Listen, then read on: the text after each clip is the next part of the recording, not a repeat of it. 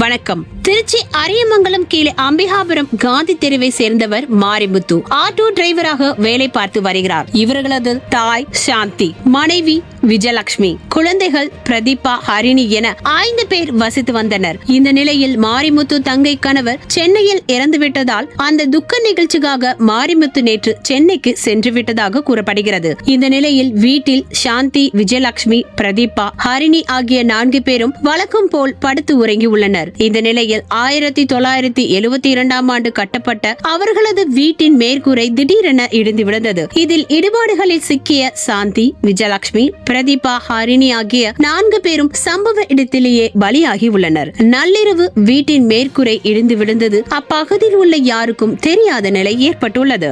இந்த நிலையில் இன்று அதிகாலை பக்கத்து வீட்டை சேர்ந்த பெண் ஒருவர் தனது வீட்டு மாடியில் சென்று பார்த்தபோது எதிர்ச்சியாக இச்சம்பவத்தை பார்த்துள்ளார். அப்பொழுது மாரிமுத்து வீட்டில் மேற்கூரை இல்லாதது கண்டு அதிர்ச்சி அடைந்துள்ளார். உடனடியாக வந்து பார்த்தபோதுதான் மாரிமுத்துவின் வீட்டின் மேற்கூரை இடிந்து கிடப்பது தெரிய வந்தது. அதன் அடிப்படையில் உடனடியாக அரியமங்கலம் போலீசாருக்கு தகவல் கொடுத்துள்ளார். அந்த அடிப்படையில் சம்பவ இடத்திற்கு அரியமங்கலம் இன்ஸ்பெக்டர் திருவானந்தம் தலைமையிலான போலீசார் விரைந்து வந்து பார்வையிட்டதோடு உடனடியாக திருச்சி தீயணைப்பு துறையினருக்கு தகவல் கொடுத்தனர். அதன் அடிப்படையில் சம்பவ இடத்திற்கு விரைந்து வந்த திருச்சி தீயணைப்பு துறையினர் ஈடுபாடுகளில் சிக்கி இறந்து கிடந்த 4 பேர்களின் உடல்களையும் மீட்டு பிரேத பரிசோதனைக்காக திருச்சி அரசு மருத்துவமனைக்கு அனுப்பி வைத்தார். மேலும் இச்சம்பவம் குறித்து அரியமங்கலம் போலீசார் வழக்கு பதிவு செய்து விசாரணை செய்து வருகின்றனர். புத்தாண்டு பிறந்து உலகமே புத்தாண்டு கொண்டாட்டத்தில் ஈடுபட்டும் வரும் நிலையில் ஒரே குடும்பத்தை சேர்ந்த 2 சிறுமிகள் உட்பட